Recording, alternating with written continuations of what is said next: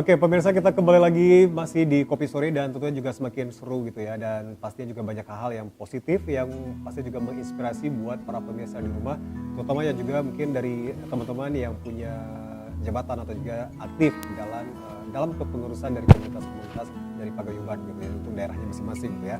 Nah, jadi salah satu program yang sangat menarik gitu yang menjadi highlight juga nih buat saya dan juga mungkin buat pemirsa di rumah ya, tentang pembuatan website untuk desa-desa yang seperti Syahrul jelaskan tadi ya, itu juga sangat punya manfaat dan juga andil yang luar biasa untuk transparannya informasi, dan baik itu juga mungkin untuk jadi referensi orang-orang yang mungkin ingin memberikan bantuan atau juga mungkin punya program-program yang pasti juga berguna untuk desa. Nah, jadi kita lanjutin lagi nih, kalau untuk proses pembuatan ini sendiri gitu, itu sudah dimulai dan mungkin ada pihak-pihak lain gitu yang diajak untuk kerjasama gitu dalam menyukseskan program pembuatan web ini gitu. Mungkin saya bisa jelaskan. Sekarang masih pada tahap persiapan. Kita udah menghubungi beberapa. Karena di Aceh Utara itu kan ada sekitar 856 kampung di Aceh Utara. Nah, untuk tahap pertama ini kita coba ngambil 30 kampung yang secara acak di Aceh Utara. Itu udah kita hubungi dan mereka akan mengirim peserta. Itu kita buat 2 hari, tanggal 22 dengan 23, sebanyak 15 orang karena 30 kampung untuk pertama.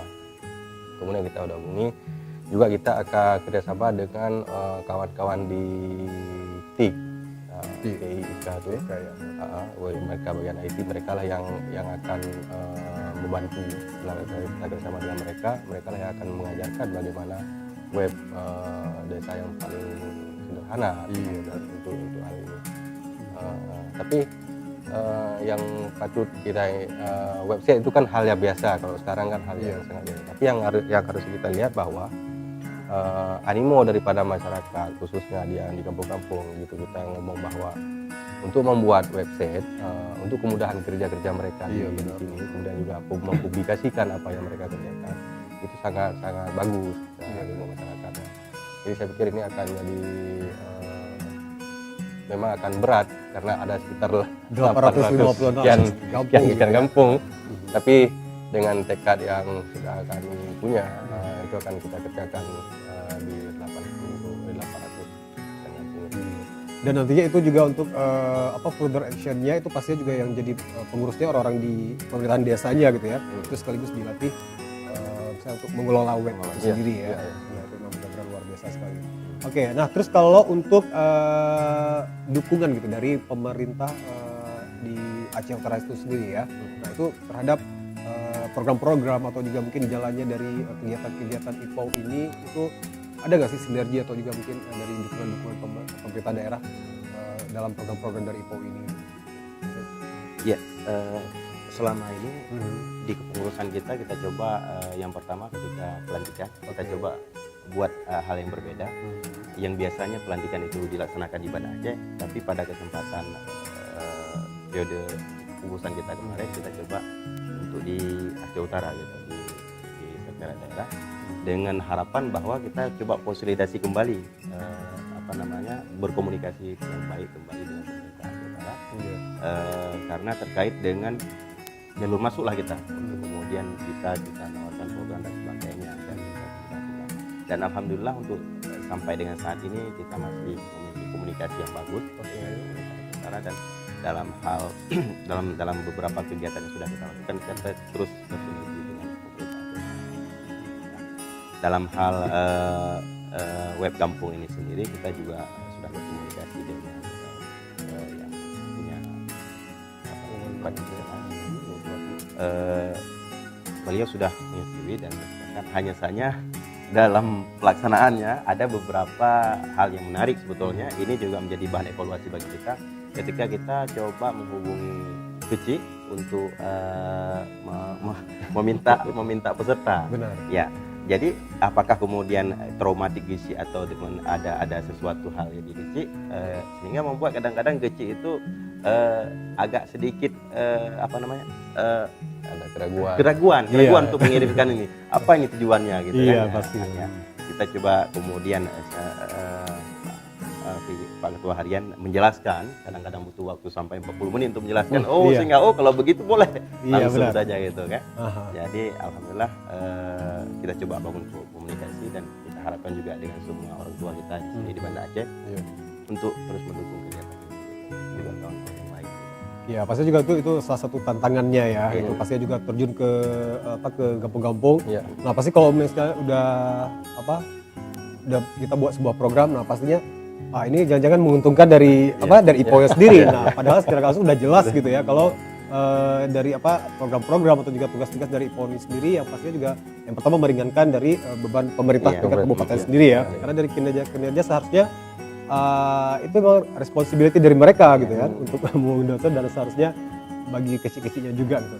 Nah terus kalau untuk selama kepengurusan itu baik Muksin dan juga Syarul nih mungkin berbagi kalau tantangan-tantangan gitu dari selain itu gitu ya mungkin untuk berhadapi dengan masyarakat langsung ada nggak sih tantangan tersendiri gitu ya mungkin yang paling berat gitu dalam rangka mungkin sosialisasi atau juga mungkin kaderisasi segala macam apalagi kita tahu gitu kalau misalnya tidak mudah gitu ya untuk kita masuk ke daerah. Ada nggak sih pengalaman-pengalaman gitu yang Iya, pengalaman yang seperti itu pasti ada. Di semua organisasi pasti ada pro kontra segala macam. Artinya kalau istilah kami di sini kita berbuat baik aja masih nggak diterima, apalagi kita yang diburu gitu kan.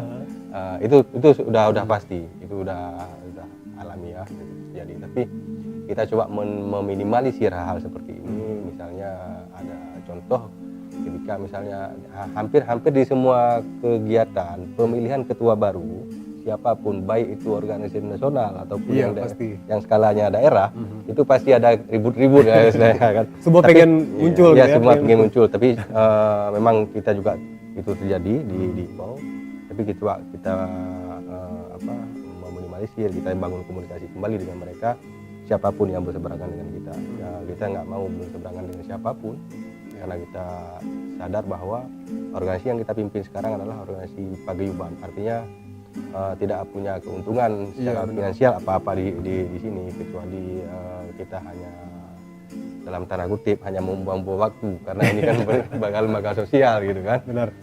Jadi ya pasti ada tantangannya, tapi yang pasti yang paling real sekarang adalah kami harus terjun ke lapangan gitu, harus mengunjungi 800 sekian kampung itu yang mungkin ke depan tantangan yang paling besar bagi kami. Kalau misalnya untuk yang lain insya Allah udah bisa kami dengan kawan sudah bisa koordinasi dan kami coba yang bermain yang di lingkungan yang lebih besar itu 800 kampung itu.